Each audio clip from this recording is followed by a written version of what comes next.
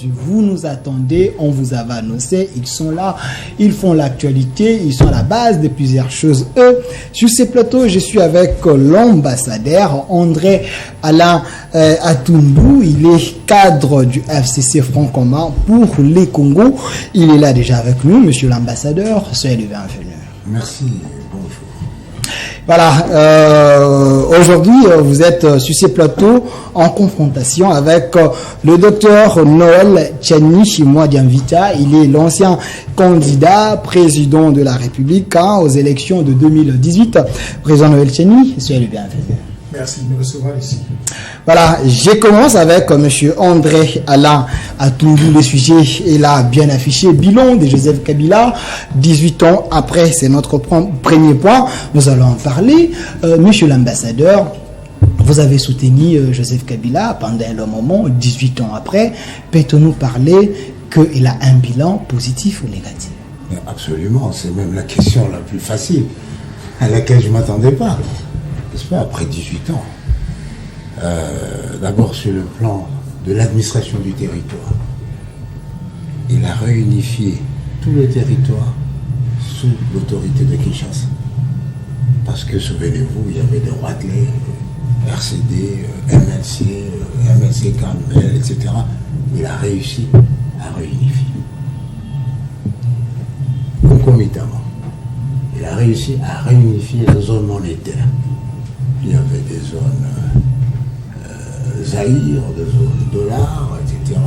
Il a réussi à donner, à constituer une zone monétaire. Voilà.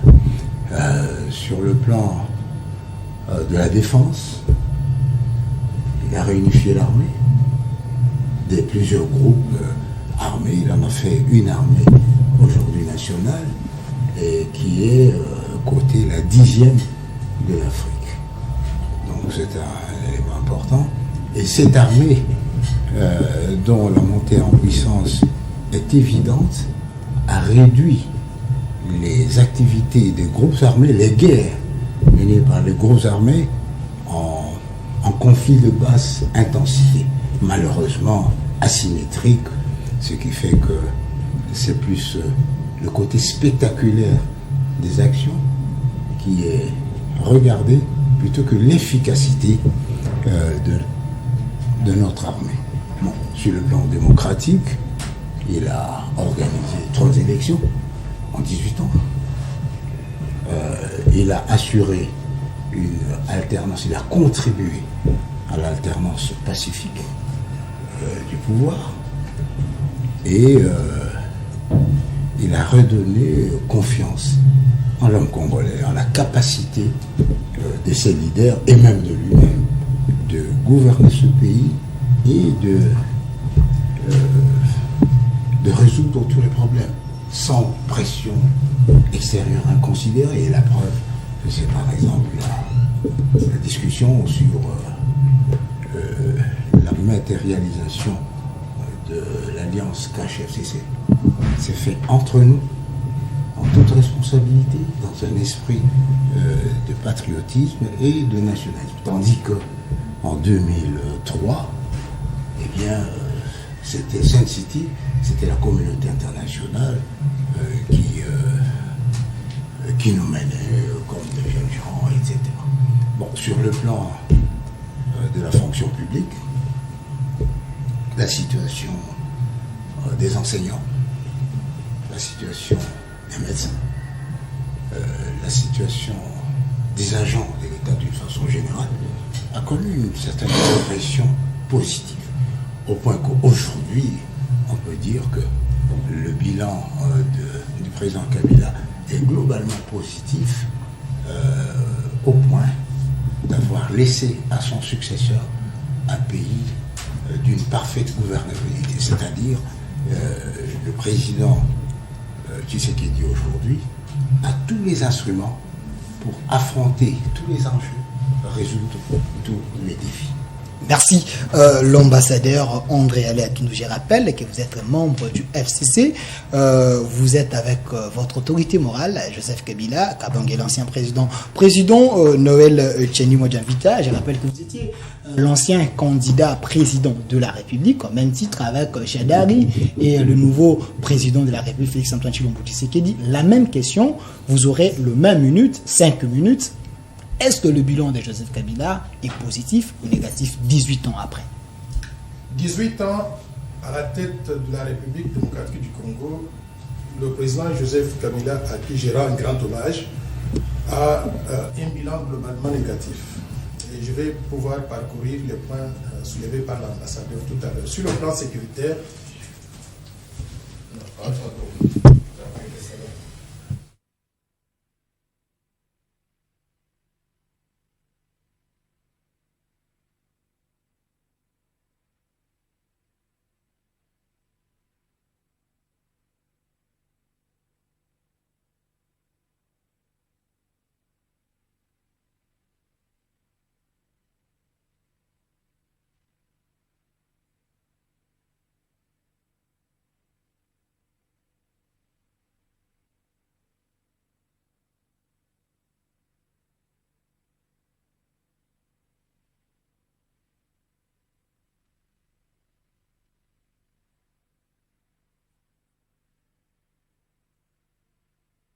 de Joseph Kabila, quand même négative, mais devant tout ce que l'ambassadeur vient de dire ici, il a démontré que Kabila a fait des choses énormes. Vous aurez le même temps de minutes et vous lui, bilan négatif? Je dirais que le bilan est globalement négatif. Je peux dire qu'après 18 ans passés à la tête de notre pays, M. Kabila nous a laissé un pays qui est aujourd'hui l'un des plus pauvres de la planète. Comme vous le savez, quand on place tous les pays du monde en utilisant comme critère le PIB par habitant, c'est-à-dire le produit intérieur brut par habitant, la RDC est classée 224e sur 226 pays. Le seul pays qui est derrière nous, c'est la République centrafricaine. Avec toutes les ressources naturelles que nous avons, être classé de cette façon, c'est un échec patent.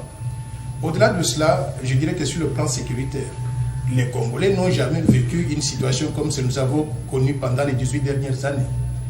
Nous avons connu les 90 fosses communes dans l'espace kassaïen, les fosses communes de Maluku, les charniers humains à l'est de la République. Les Congolais sont tués tous les jours. Nous avons connu les cas de Rose Chimanga, de Rose Thérèse Kapangala, tant d'autres compatriotes qu'on tue tous les jours. Il n'y a pas eu protection de ces compatriotes par l'État et surtout l'armée dont ils parlent. L'armée et la police n'ont pas fait leur travail. Je salue la bravoure donc des éléments à l'uniforme qui, malgré les conditions difficiles, ont essayé de faire ce qu'ils pouvaient. Mais ils n'ont pas assuré la protection de l'homme congolais et de la femme congolaise. Sur le plan économique, l'ambassadeur mentionne la monnaie congolaise, unification de la monnaie. Je voudrais informer l'ambassadeur... Les zones monétaires. Voilà, des zones monétaires. Je voudrais informer l'ambassadeur qu'aujourd'hui, quand nous parlons, le billet de 5 000 francs congolais n'est pas acceptable, n'est pas consommable à Kinshasa. Nous sommes retournés à la situation des zones monétaires. Certaines parties de la République qui utilisent certains billets et d'autres parties qui refusent d'utiliser d'autres billets. Mais au-delà de cela, la monnaie à laquelle moi j'ai contribué de pouvoir mettre en place le franc congolais n'a aucune valeur aujourd'hui. Le pouvoir d'achat des Congolais n'a pas été préservé. Qu'est-ce que nous avons aujourd'hui? La dollarisation, c'est-à-dire l'usage de devises étrangères sur le sol congolais, malgré l'interdiction par la Constitution, l'article 170 de la Constitution qui dit que le franc congolais est la seule monnaie utilisable sur l'étendue du territoire national. Tout le monde viole cela. Donc aujourd'hui, le franc congolais est devenu une monnaie marginale dans son propre pays. Elle représente à peine 5% de la masse monétaire. C'est-à-dire que nous avons échoué sur le plan de la souveraineté monétaire malgré ce que dit notre Constitution. Au-delà de cela, je voudrais aussi mentionner la situation sociale. Elle est catastrophique. Elle est catastrophique comment? 85% de la population active congolaise, elle est au chômage. Quand vous allez en ville, vous voyez les Congolais déambuler pendant toute la journée. Ce n'est pas parce qu'ils veulent déambuler, c'est parce qu'il n'y a pas de travail à faire. Malgré l'abondance des ressources naturelles, on pouvait avoir une économie vibrante. Mais l'économie que nous avons aujourd'hui, c'est une économie purement et simplement dans les mains des étrangers, au service des étrangers. Pour vous en convaincre, les banques que nous avons 20 banques commerciales. Toutes les banques sont étrangères. Il n'y a aucune banque congolaise. Où se trouve l'entrepreneuriat congolais? qu'est-ce que le président Kabila a réalisé pendant les 18 dernières années sur le plan infrastructurel. Je peux dire que les 26 provinces de la République démocratique du Congo ne sont pas connectées entre elles-mêmes. Nous n'avons pas réussi à construire des routes, des autoroutes, des chemins de fer pour relier les 26 provinces du pays. Donc, globalement, la situation elle est catastrophique et le bilan a été globalement négatif. Sur le plan politique maintenant, vous dites qu'il a organisé donc 3 élections. C'est vrai, il a organisé donc 3 élections. Mais à quel prix? Les dernières élections ici ne pouvaient pas avoir lieu sans qu'il y ait diffusion de sang, effusion de sang.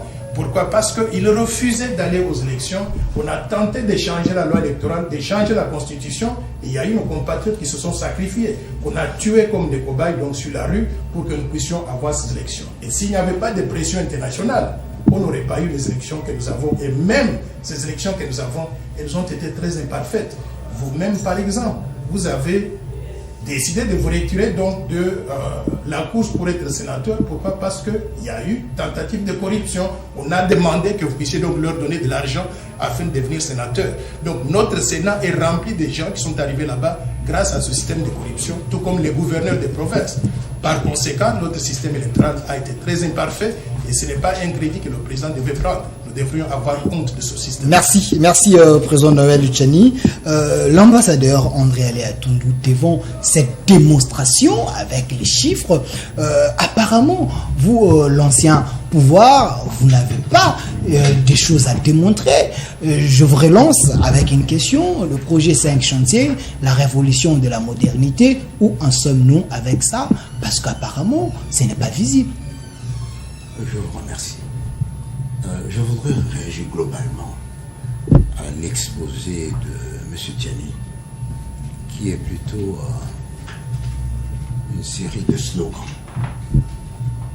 Parce que l'évaluation d'une situation doit tenir compte de l'origine, de l'évolution actuelle. M. Tiani n'était peut-être pas ici. Il ne maîtrise pas la situation. Non, n'était peut-être pas ici. Il y a des années, je crois que c'était dans les 2003-2004. Bien, à partir de 17h, personne ne pouvait traverser le boulevard pour aller du côté du fleuve et inversement. Parce que cette partie du pays, de la ville, était occupée par les troupes de Bemba, qui ne répondaient pas, n'est-ce pas, au commandement des forces armées nationales. De ce côté-ci, les forces armées nationales devaient protéger les citoyens, etc. Donc, lorsqu'on mesure, et que d'ailleurs, durant ces périodes, quand on passait une nuit sans coup de feu, on en parlait, parce que c'était extraordinaire. On tirait des coups de feu à bout de champ, à tout bout de champ. Et maintenant, quand il y a un coup de feu la nuit, on en parle. On en parle. Donc, le jugement de M. Tiani est excessif et, à mon sens, ne reflète pas la réalité sur le terrain. Est animé d'une mauvaise volonté? Sur le plan économique. Non, sur le plan économique. Mais pourquoi ne mentionne-t-il pas le 1,5 milliard de chiffres de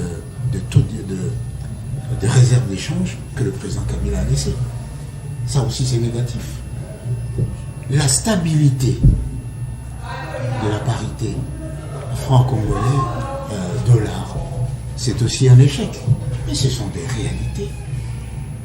Il est vrai que la situation des fonctionnaires, des militaires, des enseignants doit être améliorée. Mais depuis que Kabila a pris le pouvoir, cette situation n'a pas connu une évolution positive. Est-ce que la rémunération d'un enseignant aujourd'hui est ce qu'elle était il y a 18 ans? Non, ni d'un médecin d'ailleurs. Mais dans l'assiette, ça ne se sent pas apparemment. Comment ça ne se sent pas? Parce que la vie ne change pas, les gens pleurent, il y a des taxes, il y a des choses que ces salaires n'arrivent pas à répondre même aux besoins. Donc ça, c'est une autre paire de manches. Okay. C'est dans les bilans de Joseph Kabila. Non, les bilans, c'est ce que je vous montre. Ok. N'est-ce pas? Je vous dis, voilà ce qu'il a fait, ce qu'il a fait, ce qu'il a fait. Il est évident qu'il pouvait faire plus si la Constitution l'avait autorisé à continuer. Et là, je ne partage pas tout à fait l'appréciation de M. Tchiani lorsqu'il dit que c'est la pression internationale. Non.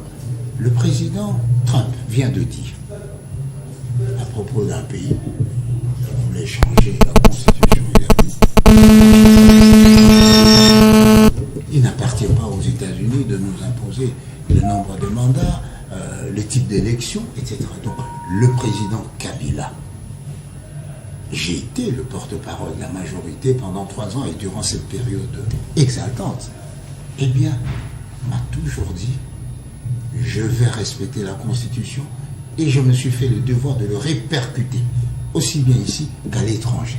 Mais, par calcul politicien ou par mauvaise foi, les gens ne voulaient pas croire. Et lorsqu'il a dit qu'il y aura passation pacifique de pouvoir, je me souviens, le président, c'était le ministre Mendé, le porte-parole du gouvernement, qui avait parlé d'abord de passation civilisée de pouvoir. Personne ne croyait.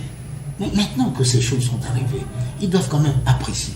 Parmi le bilan social laissé par le président Kabila, il y a l'absence d'une guerre post-électorale. Vous êtes un homme de science, vous savez ce que c'est. Malheureusement, beaucoup de gens ne savent pas le manque à gagner. Beaucoup de gens ne perçoivent pas ça. Mais ça, c'est le manque de morts qui aurait pu survenir. C'est le manque de morts. S'il y avait troubles post-électoraux importants, ici, je crois que nous aurions eu chacun ici 10 gardes du corps, etc. Mais aujourd'hui, mais en plus, la liberté d'expression. La liberté d'expression existe. La liberté d'expression existe. Voilà, merci. Je dis, la liberté d'expression existe, mais celui qui assure la liberté d'expression doit veiller à ce que la liberté d'expression ne gêne pas la liberté d'expression des autres. Merci, monsieur André Aléatoundou, l'ambassadeur. Monsieur Noël Tchiani, apparemment, vous qui étiez dans l'opposition, c'est comme si vous êtes animé de mauvaise volonté. Devant tout ce que l'ambassadeur vient de dire, Kabila fait quand même des choses. 5 chantiers, la révolution de la modernité, il a donné les exemples ici. Personne ne pouvait aller en ville parce qu'il y avait Bemba de l'autre côté, il y avait Joseph. Mais non, il y a un calme. Je voudrais regarder 2 ou 3 choses. D'abord, en ce qui concerne la liberté d'expression, elle est de plus en plus effective aujourd'hui. Mais elle est effective depuis que Félix Antoine Tshisekedi est au pouvoir, pas pendant que Joseph Kabila est au pouvoir. Donc ça, il faudrait qu'on puisse clarifier les choses. Maintenant, en ce qui concerne la situation économique, vous avez dit qu'il y a stabilité du cadre macroéconomique. Stabilité, non, qu'il y a stabilité de la monnaie, stabilité de la parité de change. La parité des changes. J'arrive, je voudrais aussi vous dire que je fais partie des gens qui avaient conçu le franc congolais. Quand on a lancé le franc congolais en juin 1998, un franc congolais était l'équivalent de 0,72 cents d'un dollar. C'est-à-dire, en d'autres termes, $1 achetait 1,3 francs congolais. Aujourd'hui, $1 achète 1650 francs congolais. Divisez 1650 à 1,3, vous obtenez un taux de dépréciation monétaire. Sur la période depuis 1998, de 120 000%, s'il vous plaît. La monnaie a perdu toute sa valeur et ne vaut rien aujourd'hui. Et c'est pour cela que les Congolais se sont réfugiés derrière l'usage de monnaies étrangères. C'est ce qu'on appelle la dollarisation. C'est la première chose. Maintenant, en ce qui concerne les réserves d'échange, je veux que les Congolais comprennent une chose, que les réserves d'échange sont le reflet de ce que l'économie est en train de générer. Alors, qu'est-ce que nous avons, nous, comme économie? Nous avons des potentialités économiques énormes. 1100 minéraux et métaux précieux différents, d'une valeur estimée à 38 000 milliards de dollars. Malgré cette situation-là, qu'est-ce que nous avons? On trouve 1 milliard de dollars de réserves d'échange, à comparer par exemple avec le Nigeria, 45 milliards de réserves d'échange. Pourquoi nos réserves d'échange sont très petites? Pourquoi? Parce que toutes les recettes qui devaient aller dans les caisses de l'État sont détournées d'une façon ou d'une autre. C'est ce qu'on appelle la mauvaise gouvernance. Vous savez qu'il y a eu le président Thabo Mbeki qui avait conduit une mission du panel des experts africains ici en 2013. Qu'est-ce qu'il avait conclu à la fin de la mission? Que 85% des revenus des ressources naturelles ne vont pas dans les budgets nationaux, ça va dans les poches des privés. détournés à travers la corruption, la prédation des ressources naturelles, le détournement des fonds publics. Conséquence, la Banque centrale ne pouvait pas avoir des réserves d'échange parce que tout est détourné par ces mécanismes-là. Alors, maintenant, je voudrais aussi que vous sachiez une chose. Le budget national de notre pays est aujourd'hui le plus bas d'Afrique. 5 milliards de dollars à comparer, par exemple, avec le Nigeria, 581 milliards de dollars. Pourquoi notre budget est petit? Parce que toutes les recettes publiques sont détournées à travers des mécanismes différents. Dans des poches des privés, on les place à Panama, en Suisse, dans les villes vierges britanniques. Nous avons un problème qu'il faut reconnaître. Si nous voulons aller de l'avant, on doit faire cette évaluation de la situation actuelle qui vient des 18 derniers mois avec objectivité. Et je pense que vous êtes tout à fait d'accord avec ce fait que je viens de vous donner. Merci. Monsieur l'ambassadeur, vous allez répliquer, mais je pose une question, comme ça vous répliquez directement. Vous avez parlé que le bilan de Joseph Kabila a été vraiment positif, mais globalement, mais sur les plans de la justice, à son temps, il avait parlé de tolérance zéro. Est-ce que vous avez même un cas de corruption, des gens qui ont détourné l'argent à votre temps, que vous avez peut-être mis dans la prison? C'est à croire que durant 18 ans, il n'y a eu aucun acte de justice qui a été posé. La corruption, c'est qu'apparemment n'existait pas. La corruption. Des procès de Zolubandi avaient parlé de ça. Il n'y a pas un dossier sur la corruption. Non. D'abord, il faut noter que c'est le président Kabila qui a nommé un conseiller spécial chargé de la corruption. Qui a constaté les bavures. Mais c'est son travail. Un conseiller spécial, c'est son travail de constater pour que la justice puisse continuer à faire le sien. Il y a une différence entre une présomption et une prétention et les faits, le jugement du tribunal qui consacre une situation. Mais pourquoi parle-t-on d'erreur judiciaire? C'est parce que parfois, la pression inconsidérée de l'opinion publique empêche aux juges de travailler dans la sérénité, parce que la pression voudrait que M. Tchani soit condamné. S'il ne l'est pas, ben, ce n'est pas la justice. Non. Ici, chez nous, voici les principes de notre justice. C'est les textes, c'est les faits et la conviction intime du juge. Donc, c'est la conviction intime du juge qui, en toute liberté, en toute indépendance, se dit, c'est vrai, M. Atundu a fait ça, mais je pense... Est-ce que ce n'est pas une conviction par l'impulsion? Parce qu'on a dit... Ce sont les principes du droit, les principes... Le principe de notre tribunal, c'est qu'en dernière analyse, c'est la conviction du juge qui dit, pour moi, je pense que... Si on prend l'exemple de match aujourd'hui, eh bien, même si on fait recours aux vidéos aujourd'hui, n'est-ce pas? C'est finalement le juge, l'arbitre qui dit non, pour moi, malgré la vidéo, ce n'est pas ça. On a connu ça en Égypte. Donc, ce que moi, je voudrais déplorer, c'est le discours misérabiliste, négationniste de M. Tchani.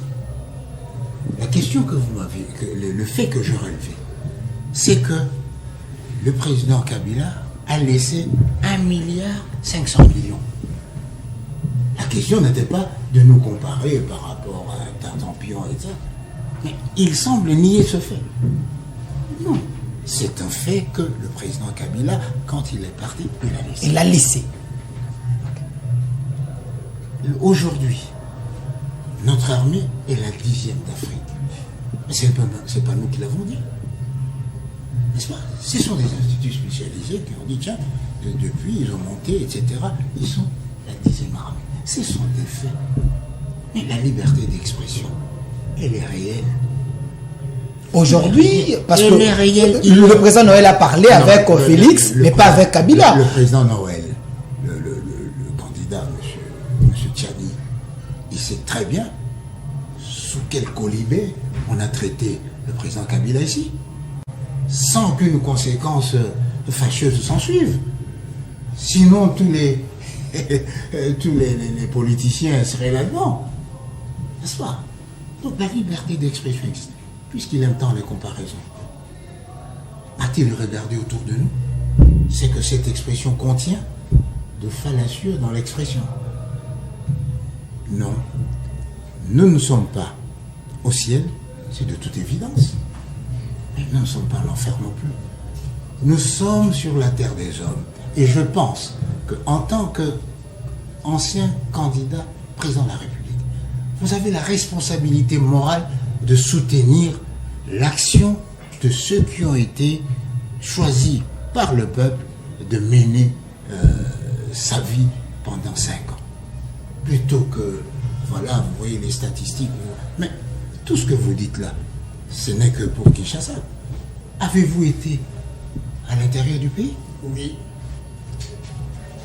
Par exemple, à Mundongo, par exemple, à Bolongo, et là, ce sont les dollars qui vont? Non, ce n'est pas vrai. Dans les grands centres, j'en conviens. Mais l'utilisation du dollar, c'est dur quoi. C'est dans les transactions officielles qu'il est interdit de parler de dollar. Mais dans la liberté, mon Dieu. Même en France, il y a des maisons d'échange, etc. Mais je crois que, bon, de toutes les façons, notre bonheur ne dépendra pas de la comparaison. Merci, monsieur l'ambassadeur. À notre volonté, n'est-ce pas, de vouloir relever ensemble ce défi. Mais le monseigneur à son temps, il avait parlé, nous vivons dans un pays où nous sommes dans une prison à ciel ouvert, c'est avec Kabila. Voilà, le président Noël Tchani, sur le plan éducatif, quand même, la Constitution avait prévu la gratuité de l'enseignement, mais à l'époque de Kabila, est-ce que, voyez-vous, que cela s'était mis en pratique? Je vais parler de l'éducation tout à l'heure, mais je voudrais juste recadrer 2 choses. En ce qui concerne les réserves d'échange, elles sont de 1,1 milliard de dollars aujourd'hui. C'est un fait, je ne le nie pas, c'est un chiffre. Je considère simplement que, avec l'abondance des ressources naturelles que nous avons, nous pouvions avoir beaucoup plus de réserves d'échange, 50 fois plus que ce que nous avons aujourd'hui, si les fonds n'étaient pas détournés à travers des mécanismes différents, corruption, prédation des ressources naturelles, détournement des fonds publics. Donc, s'il y avait mauvaise gouvernance, le Congo aurait plus de réserves d'échange, aurait un budget beaucoup plus grand. Pardon, s'il y avait mauvaise gouvernance. S'il n'y avait pas mauvaise gouvernance, j'ai dit bien, merci de me corriger. S'il n'y avait pas mauvaise gouvernance, on aurait beaucoup plus de réserves d'échange, on aurait un budget beaucoup plus costaud pour nous permettre de financer les différents projets de développement, y inclut la gratuité de l'enseignement par exemple. Le président Kabila n'a pas assuré la gratuité de l'enseignement. Et d'ailleurs, sous son régime, je peux vous dire que l'éducation a été totalement abandonnée. L'éducation à la santé. Je voudrais vous donner quelques indicateurs. Si vous allez juste à côté du palais de la Nation, derrière l'hôtel Pullman, vous voyez un hôpital public qui s'appelle Clinique Quinoise. Clinique Quinoise, maintenant. Cet hôpital, entrez dedans, vous allez voir comment les conditions sont complètement délabrées. Allez à côté, Clinique Ngaliema. Même chose. Et là, nous sommes à Kinshasa, à quelques minutes du palais de la Nation. Mais maintenant, déplacez-vous pour aller à Nganajika. L'hôpital général de Nganajika, totalement abandonné. À l'Équateur, sur l'ensemble du territoire national, c'est la même chose. Il n'a pas assuré la gratuité de l'enseignement, il n'a même pas maintenu les infrastructures scolaires et universitaires en condition pour être compétitives. Je voudrais vous donner le classement des universités africaines. Parmi les 200 grandes universités africaines, il n'y a aucune université congolaise. C'est une honte pour nous. Des petits pays autour de nous ont des universités qui sont considérées meilleures que les nôtres. Ce que ça veut dire, c'est quoi? C'est que l'enfant congolais qui sort des universités n'est pas comparable à d'autres enfants africains qui sortent donc de leurs universités qui sont meilleures que les nôtres. Le président Kabila pouvait faire mieux que ça. Et je demanderai au président Félix Antoine Tshisekedi de mettre l'éducation et la santé sur la liste des priorités parce qu'aucun pays du monde ne peut se développer avec des ressources humaines qui ne sont pas à la hauteur. Merci. Monsieur André Aléatounde, avant qu'on passe sur notre deuxième sujet, l'avenir de la République démocratique du Congo avec la coalition FCC, on en parle, mais répondez à cette question avant qu'on arrive à ces sujets. Projet 1000 écoles de Matata Pogno, c'était sous votre régime, où en sommes-nous avec ça? Je crois que ça a été réalisé à un certain taux, je ne connais plus lequel, hein, mais ça a été réalisé. Mais je voudrais dire ceci, et à mes amis et aux gens qui nous écoutent, le plus important dans la gouvernance d'un pays, c'est l'engagement et la volonté. Les droits de l'homme ont été proclamés en 1948. Mais jusqu'à ce jour, on continue à se battre pour le droit de l'homme, notamment le droit de la femme. C'est un homme aussi. Donc, l'essentiel, c'est que la communauté internationale n'a jamais renoncé. Et chaque fois qu'elle trébuchait, elle se relevait et continuait. Eh bien, ça, c'est la marque des mandats du président Kabila. On tombe, on se relève, on continue. C'est ainsi que, par exemple, aujourd'hui, on ne peut pas dire que Kinshasa d'aujourd'hui, c'est Kinshasa d'hier. On ne peut pas dire qu'aujourd'hui, la circulation entre Kinshasa, le Katanga, l'Équateur, le Kivu, c'est comme hier. Peut-être qu'il ne le sait pas. Hier, pour quitter le Kivu et venir ici à Kinshasa, il fallait passer par le Kenya, par la Centrafrique et revenir. Parce qu'il y avait ce problème de sécurité. Par ailleurs, par souci d'équité, M. Tchani, il ne faut pas obnubiler l'importance de la sécurité. Les efforts qui ont été faits, les sacrifices consentis par notre armée pour qu'aujourd'hui, on se sente globalement en sécurité. Les morts, oui, j'ai dit que c'était une guerre asymétrique, malheureusement. Mais si les États-Unis, on ne tenait compte que de fusillades, c'est un pays à ne pas fréquenter. Parce que n'importe quel citoyen peut tirer à vue. Mais ici, chez nous, au moins, on sait que si vous promenez à Kinshasa, à Lubumbashi, à Ngagajika, vous n'allez pas vous retrouver devant un socialement déséquilibré qui pense trouver son salut dans la mort en série de ses congénères. Je le répète, nous devons au contraire, en cette période, nous réunir. Laisser la période électorale avec ses défauts, avec ses imperfections, parce que le plus important, c'est comment nous allons construire l'avenir ensemble. L'avenir sur l'aspect des élections, l'avenir sur l'aspect de l'armée, l'avenir sur l'aspect. Il y a beaucoup d'aspects. Par exemple, aujourd'hui, vous citez le code minier. Mais c'est une clé importante que le président a donnée au peuple congolais pour jouir de ses biens. Pourquoi c'est mal à la fin de son mandat, avant il pouvait le faire? Si ici, on n'en connaît pas l'importance, les autres Africains nous envient d'avoir eu le président. Pourquoi il a fait ça à la fin de son mandat? Du moment qu'il a fait 18 ans, il pouvait le faire avant. Mais oui, parce que son mandat, il était obligé de consommer son mandat jusqu'à la fin. Merci. Il y a un chronogramme. Voilà, les deuxièmes sujets, déjà là, vous allez répondre. Vous allez répondre sur ça. Répondez à ma question. Vous aurez vos minutes. Vous pouvez partager cela. La coalition FCC-CAJ. Est-ce que cette coalition, c'est pour sauver la nation ou pensez-vous que c'est une coalition contre nature? Très belle question, mais je voudrais quand même donc parler de l'armée parce que je ne voudrais pas laisser l'impression que... Vous avez 5 minutes, gérez votre minute. Je voudrais saluer les hommes et les femmes en uniforme pour le travail extraordinaire qu'ils font pour protéger nos frontières, mais également pour sécuriser les Congolais, malgré les conditions difficiles. Des conditions difficiles parce que vous avez parlé des brassages de toutes ces armées rebelles, mais depuis qu'on les a mis ensemble, beaucoup de nos forces armées, beaucoup de nos hommes et de femmes en uniforme n'ont pas eu accès à une formation adéquate. Ils n'ont pas été équipés comme il le faut, mais surtout, le plus important, ils n'ont pas bénéficié de rémunérations qui pouvaient leur permettre de pouvoir défendre la République et sachant bien sûr qu'avec leurs rémunérations, ils peuvent supporter correctement donc leur famille. Je voudrais demander encore une fois de plus qu'on améliore les conditions des militaires, des policiers, des agents de sécurité, parce que la sécurité de notre pays, c'est l'élément principal, le préalable principal au développement économique et social pour en profiter à tout le monde. Okay. Maintenant, vous avez parlé du code minier. Le code minier, d'ailleurs, je me demande pourquoi les Congolais considèrent, ou bien les gens considèrent que le code que nous a laissé est le meilleur qu'on pouvait avoir. Je voudrais vous dire que je n'ai pas dit que c'était le meilleur. Mais moi, je voudrais donner au peuple congolais le meilleur code possible.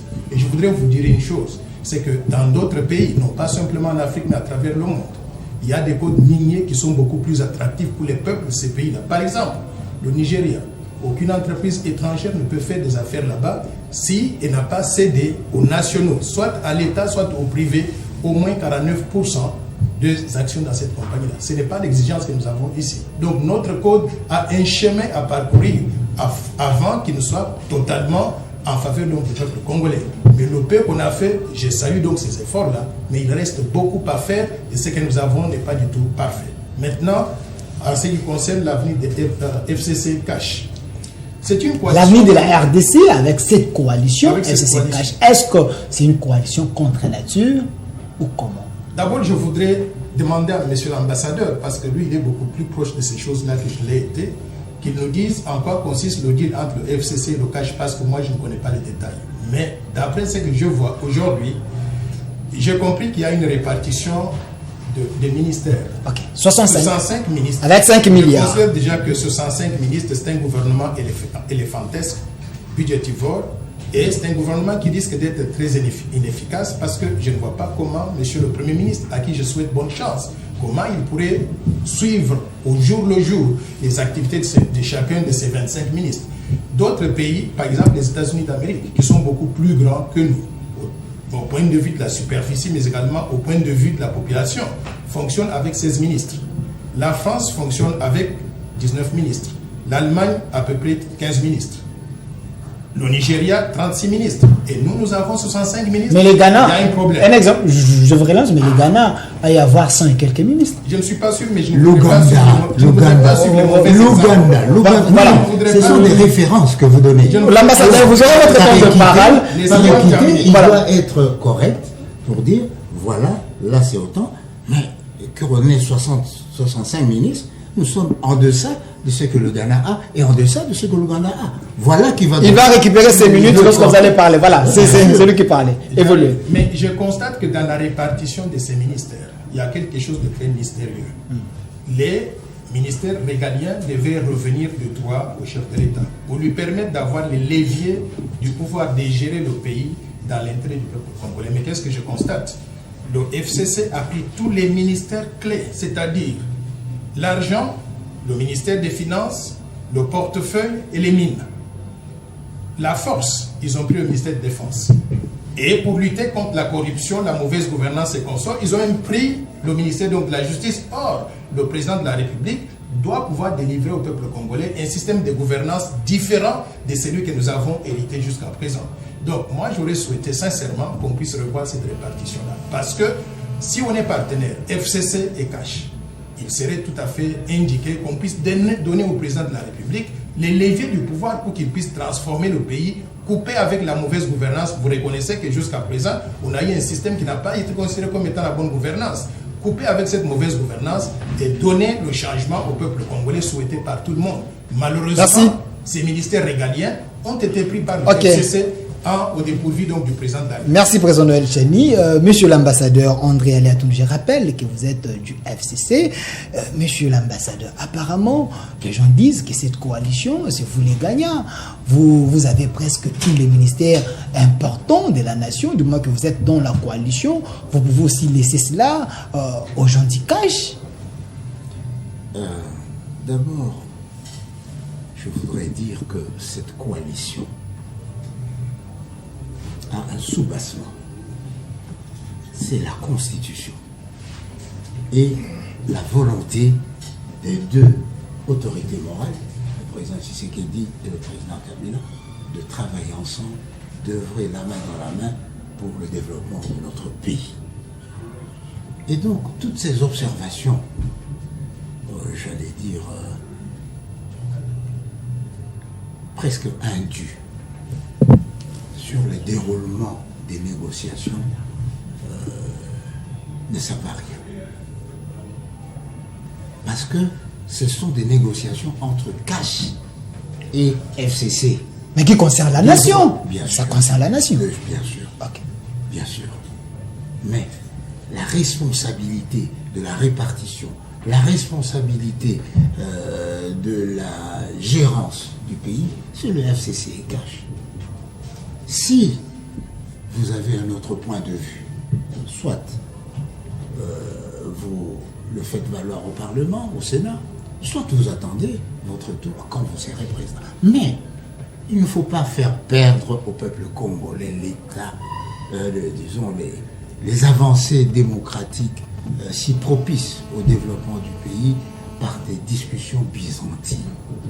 Le FCC Cash ne sera pas jugé en fonction de ce qu'il n'a pas fait. C'est d'abord en fonction de ce qu'ils ont fait. Et aujourd'hui, au moment où nous parlons, nous n'avons même pas encore commencé ce pourquoi nous nous sommes réunis. Alors, vigilance. Je sais par ailleurs qu'une partie de la classe politique, appuyée par la communauté internationale, voudrait casser cette coalition afin de nous amener dans un schéma de dialogue sous la supervision de la communauté internationale, période de transition, etc. Vous pensez qu'il y a une ingérence? Mais je vous dis, mais ce n'est pas un secret. Des princes de l'Église ont dit, il faut que ceci soit cassé. Des hommes politiques congolais ont dit, il faut que ceci soit cassé. Des membres éminents de la communauté internationale ont dit. Mais heureusement que notre volonté est intacte. Et nous savons que pour réussir à développer ce pays, nous devons être capables de résister aux pressions inconsidérées de la communauté internationale et même de la 5e colonne plantée chez nous. Monsieur Noël Tcheni, vous ne semblez pas donner la chance à cette coalition. Je n'ai pas dit que je ne donne pas la chance à la coalition. Et je ne suis pas de ceux-là qui pensent qu'il faudrait que la communauté internationale vienne dicter aux Congolais ce qu'ils doivent faire. Mais je souhaiterais aussi souligner la nécessité de ce que j'appelle la cohésion nationale. Aucun pays du monde ne peut se développer lorsqu'il y a une portion de la population, une petite portion qui va en avant et une grande portion qui va en arrière. Quand on met ensemble le FCC Cash, rien que par le nombre de ceux qui avaient voté, je peux dire que la grande majorité des Congolais ne sont pas concernés par ça. Je souhaiterais qu'on puisse réaliser la cohésion nationale. Maintenant, quel est le mécanisme pour arriver à réaliser cette cohésion nationale? Moi, je souhaiterais que le président Félix ou l'ancien président, quand il se concerte pour arriver à constituer le gouvernement, qu'on ne puisse pas se limiter simplement au FCC et au Cash. Il y a la société civile dont il faut tenir compte. Il y a des indépendants dont il faut tenir compte. Et il faut même regarder dans ceux qui ne sont pas d'accord avec le président de la République, voir s'il y a des gens qui voudraient adhérer à cette vision-là, pour qu'ensemble, on puisse constituer un bloc qui puisse défendre les intérêts du Congo, du peuple congolais, dans l'intérêt de tous et développer ce pays, pour que nous soyons différents donc, de ce que nous avons fait jusqu'à présent. Ça, c'est le point de départ. Pardon. Maintenant, nous devons aussi chercher à faire en sorte qu'on ne puisse pas minimiser le rôle du président de la République. Je vous donne un exemple, monsieur l'ambassadeur. Je suis choqué qu'une ministre FCC, la ministre du portefeuille, refuse de mettre en œuvre les ordonnances signées par le chef de l'État qui disent quoi? La présente ordonnance entre en vigueur à la date de signature. De quel droit cette ministre-là refuse d'exécuter ces ordonnances-là? Et pourquoi le FCC ne l'a pas interpellé pour lui dire il faut exécuter ces ordonnances? Ce qui m'inquiète le plus maintenant dans la coalition FCC Cash, où on a 42 ministres sur 65 qui viennent du FCC. Qu'est-ce qui arriverait à ce pays si tous les ministres coalisent pour refuser de mettre en œuvre les décisions prises par le chef de l'État, à l'image donc de cette dame ministre du portefeuille? En quelque sorte, le pays sera paralysé, sera bloqué. Et c'est pour ça que je voudrais que nous soyons sincères dans les discussions entre ces deux familles politiques. Monsieur l'ambassadeur André Alea Toundou, la même question, mais je la pose autrement. Qui est l'autorité morale de FCC et Cash? Si c'est le président Félix Tshisekedi, et pourquoi la dame la ministre peut refuser la récente ordonnance signée par le chef de l'État? Est-ce qu'il y a déjà un problème? Comme disaient les anciens, des vins de malheur. Des vins de malheur, vous l'êtes. Moi, je ne le suis pas. Parce que tout ce que vous dites là, c'est comme si le FCC a imposé. C'est comme si le Cash n'a pas négocié. C'est comme si le Cash n'a pas la perception politique des réalités constitutionnelles. L'autorité morale de l'FCC Cash, je n'ai pas répondu à cette question d'abord. Je vous dis ceci. Ok. Que la répartition, la clé de répartition a été faite de commun accord. La distribution du ministère, c'est de commun accord. Et demain, les animateurs, c'est de commun accord. Si d'aventure, eh bien, vous êtes choisi ministre et que le président Tshisekedi dit non, vous ne serez pas ministre. Si l'autorité morale du FCC dit non, pas celui-là, vous ne le serez pas. Donc, ce n'est pas un mouvement mécanique qui échappe à la volonté. Mais pourquoi vous n'avez pas sanctionné la ministre Laissez-moi d'abord. Voilà, répondez à la question. Vous semblez oublier cette question. C'est pas à moi de sanctionner le ministre. Non, la ministre a refusé parce que c'est la ministre des portefeuilles. Elle est censée obéir les ordonnances du chef de l'État, mais vous, le FCC, votre autorité morale ne l'a pas interpellé. Jusque-là, les ordonnances souffrent. Apparemment, l'autorité morale du FCC, c'est lui qui dirige les pays. On ne comprend pas. Voilà pourquoi j'ai posé la question. Qui est l'autorité morale de l'FCC cash? Vous n'avez pas répondu. C'est faute de temps, n'est-ce pas? Mais je vais vous répondre. Le FCC cash a deux autorités morales au rôle bien défini. Tout ce qui concerne le FCC, le dernier recours, c'est le président Kabila. Tout ce qui concerne le cash, le dernier recours, c'est le président Tshisekedi. Tout ce qui concerne le FCC cash, le dernier recours, c'est Tshisekedi et Kabila. Il n'y a pas de mystère. L'essentiel, c'est que le pays fonctionne, le pays soit gouverné et les réalités tenues en compte par ceux qui ont conçu ce mécanisme pragmatique de la gestion du pays, par deux forces hier antagonistes, mais aujourd'hui décidées à aller de l'avant ensemble. Mais c'est un mécanisme appréciable, pertinent. Mais aux États-Unis, il y a un président. En Angleterre, il y a une règle. Vous allez comparer les deux? Non. Je prends note de cette dualité. Ici, chez nous, cette dualité fonctionne. Et il y a des mécanismes pour prévenir le conflit. Parce que qu'est-ce que c'est en réalité la coalition FCC Cash? C'est une alliance stratégique. Et une alliance stratégique a deux éléments fondamentaux. C'est le dialogue permanent. C'est le dialogue permanent. Il faut que quand il y a un problème, les deux se concertent, mais qu'est-ce qu'il y a? Et ensuite, il ne faut pas perdre de vue l'objectif pour lequel vous vous êtes mis ensemble. C'est de travailler pour le développement du pays, pour l'épanouissement du peuple congolais, pour la souveraineté de l'État, pour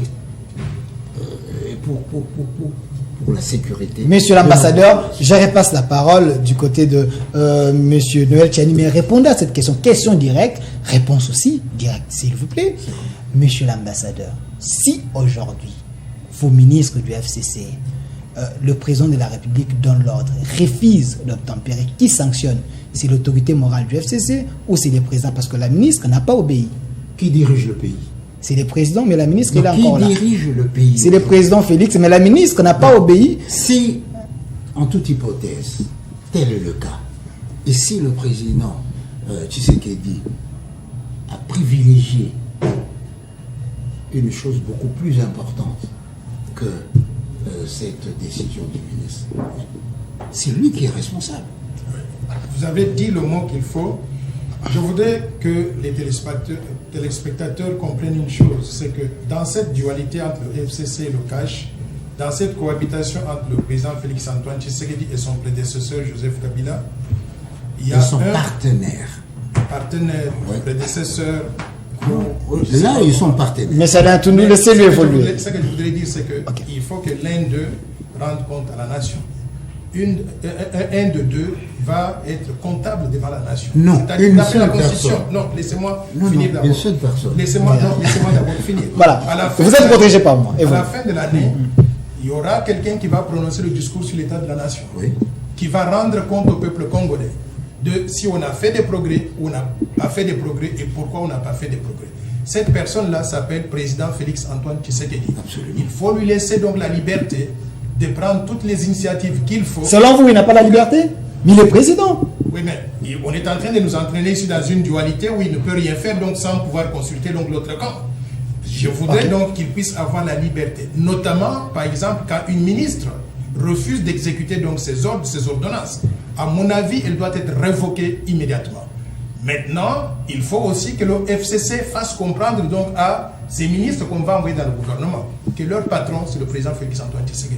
Il n'est pas question, par exemple, qu'un ministre FCC vienne là-bas, qu'il ne prenne pas des actions qu'il faut et que le président Félix-Antoine Tshisekedi ne soit pas en mesure de le corriger. S'il faut le corriger, le révoquer, il doit le faire, sans nécessairement repartir donc chez Joseph Kabila pour lui demander donc son avis. Vous prenez la responsabilité. Monsieur Alatundu, avant de répondre à ma question, l'actuel Premier ministre a posé 10 critères pour être ministre.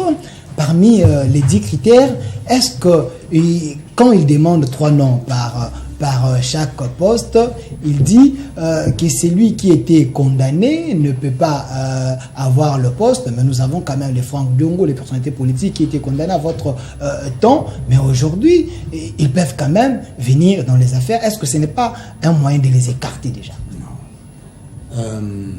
Un critérium est un moyen de sélection. Et une sélection, c'est un ostracisme positif en faveur de ceux qui remplissent toutes les conditions pour servir tel objectif. Donc, si on prend les 65 ministres, pensez-vous que ce sont les seuls qui sont capables d'être ministres? Non. Je le répète, nous ne sommes pas réunis pour les postes, pour nous partager les postes. C'est pour travailler ensemble pour le développement de notre pays, sous la responsabilité constitutionnelle du président Tshisekedi. Et quand le président Kabila reçoit le gouverneur, il leur dit, eh bien, je vous encourage à accompagner le président Tshisekedi. Il y a des saintes voix qui crient, ah mais vous voyez, il veut donner des ordres à qui? Non, je pense qu'il faut garder un esprit positif. Tout ce que vous dites, je crois que les négociateurs ont eu à affronter des handicaps ou même des écueils beaucoup plus difficiles que ce que vous et moi, qui ne sommes pas des négociateurs, pouvons évoquer. Et si, en dernière analyse, on est arrivé à cette clé de répartition, parce que n'oublions pas que d'après la Constitution, nous avons une majorité absolue qui nous donne le droit de cohabiter plutôt que de coaliser. Mais une majorité contestée par l'ancienne opposition, parce que vous l'avez de la manière que tout le monde peut... Ça, ce sont des présomptions hautement réfragables, eh bien, qui relèvent beaucoup plus des frustrations des personnes ayant échoué, plutôt que des gens animés de la volonté de mener la nation et le peuple à l'avant. Merci. Président Noël Tcheni, est-ce que pensez-vous que les négociateurs du cash ont mal négocié? Parce que selon les quotas, avec 50 députés, ils pouvaient avoir au moins 6 postes de ministère, mais ils sont quand même à 23. La FCC a la bonne foi de laisser quand même à ses compagnons. Comme je l'ai dit tout à l'heure, je pense que la répartition entre les deux formations politiques devait être beaucoup plus équitable que ce que nous avons aujourd'hui. Et en plus de cela aussi, en plus de ces deux formations politiques, si tout le monde avait l'intérêt du peuple congolais à cœur et pas simplement l'esprit de partage donc du gâteau, on devait réserver aussi certains postes dans ce gouvernement aux indépendants, à la société civile, pour qu'on puisse amener tout le monde. Mais les tickets, c'est le FCC et cash. Il faut être, soit vous êtes du cash, soit vous êtes dans les FCC pour être dans ces gouvernements. Je vous ai dit qu'ils disent eux-mêmes qu'ils veulent réaliser la cohésion nationale. Nous devons tous nous mettre ensemble pour développer le Congo au profit de tous. On ne fait pas cela en se réservant tous les postes et en excluant la grande majorité. C'est la dictature, c'est congolaise. C'est la dictature. Je ne vais pas appeler cela dictature ou quoi, mais je constate simplement que c'est ça qui est en train d'être fait. Et si cela est fait, aussitôt qu'on annonce la composition du gouvernement, vous allez voir ce qui va arriver. Il y aura tout plein de gens encore qui vont commencer à protester. Pourquoi? Parce qu'ils n'ont pas été inclus. Les groupements politiques ne seront pas inclus. Par conséquent, moi je voudrais pour une fois qu'on puisse créer les conditions de paix et de sécurité durable, du développement économique et social durable, qui puisse profiter de façon longue, de façon indéterminée, illimitée au peuple congolais. On ne va pas y arriver si on prend tout et on exclut la grande majorité de la population. J'invite encore, parce que vous avez parlé donc de la dualité, le président Félix-Antoine Tshisekedi, parce que c'est lui le numéro 1 de cette coalition, et aussi son coéquipier, le président Joseph Kabila, de pouvoir ouvrir les portes pour que tout le monde soit inclus. L'exclusion ne va pas nous avancer, ça ne va nous amener. Merci, président Noël Tcheni. Votre mot de la fin, l'ambassadeur André Alain Atundu. Eh bien, ce qui va garantir au peuple congolais une paix éternelle, c'est la bonne foi des acteurs politiques. Il ne faut pas qu'on revête le costume de démocrate pour avoir une position que les élections ne vous ont pas donnée. Il faut savoir tirer les conséquences. Je vous ai dit, la Constitution dit, celui qui a ça, il a tout. Mais celui qui a tout, il dit, bon, le président de la République a des prérogatives constitutionnelles. Si je veux que ma majorité fonctionne, il faut que je m'entende avec lui. Le président de la République se rend compte que si je veux que mon mandat se passe tranquillement et de façon efficace, il faut que je m'entende avec la majorité. D'où cette coalition FCC-Cash qui n'arrange pas ceux qui voudraient chaque fois se retrouver autour des négociations. Eh bien, la société civile, les indépendants, ils savent que pour participer à ce gouvernement, il faut être de la coalition. Et pour aider le pays, il n'est pas nécessaire d'être ministre du gouvernement. Et même si ces indépendants étaient inclus et la société civile, qui? Vous voyez, je répète la parole de Monseigneur Kombo. Il faut éviter le piège du perfectionnisme. Notre volonté aujourd'hui, de nationalistes et de patriotes, suffisent à nous garantir, n'est-ce pas, la souveraineté de notre pays, le développement de notre pays, la cohésion nationale également. Merci. Président Noël Tcheni, votre mot de la fin, mais avec cette question, quand le Monseigneur Fridolin Mbongo dit au nouveau chef de l'État, il doit faire confiance à ses anciens amis de l'opposition, travailler avec eux, pensez-vous que c'est un conseil meilleur pour que le chef de l'État puisse relever les défis? Je pense que ce conseil cadre bien avec ce que j'appelle la cohésion nationale. Donc on doit regrouper tout le monde. Au lieu de diviser, nous devons rassembler tout le monde. Donc, à son point de vue, va dans le même sens que ce que moi je prends aussi. Je voudrais aussi souligner une chose, c'est que pour que nous puissions aller de l'avant, il faut que le Congo puisse avoir la paix et la sécurité. Et il faut que les Congolais se réconcilient avec eux-mêmes. La réconciliation nationale, elle est très importante. Donc, si on a toujours l'habitude de penser que quand on est au pouvoir, on prend tout et on au-dessus les autres, on ne va jamais avancer. Mais le plus important ici que je voudrais souligner, c'est ceci. C'est que la situation de notre pays aujourd'hui montre que dans le passé, la gouvernance ne nous a pas amené au développement souhaité. On ne peut pas reprendre les mauvais gestionnaires d'hier, les remettre en poste et recommencer à zéro. Et le mélange entre l'ancien et le nouveau, lorsque l'ancien a été mauvais, ça ne peut pas nous donner ce que nous souhaitons pour pouvoir diriger le Congo dans l'intérêt de tous. Je veux qu'on donne la liberté au président de la République, qu'il ait cette liberté d'action, qu'il choisisse qui il veut, bien sûr dans ses consultations. Il peut se consulter avec son prédécesseur. Merci. Mais à la fin de la journée, il va rendre compte à la nation et il faut qu'il ait cette liberté-là de mener le Congo dans l'intérêt de tous. Merci, président Noël Tcheni. Je rappelle que vous êtes l'ancien candidat président de la République. Merci d'avoir répondu à notre invitation.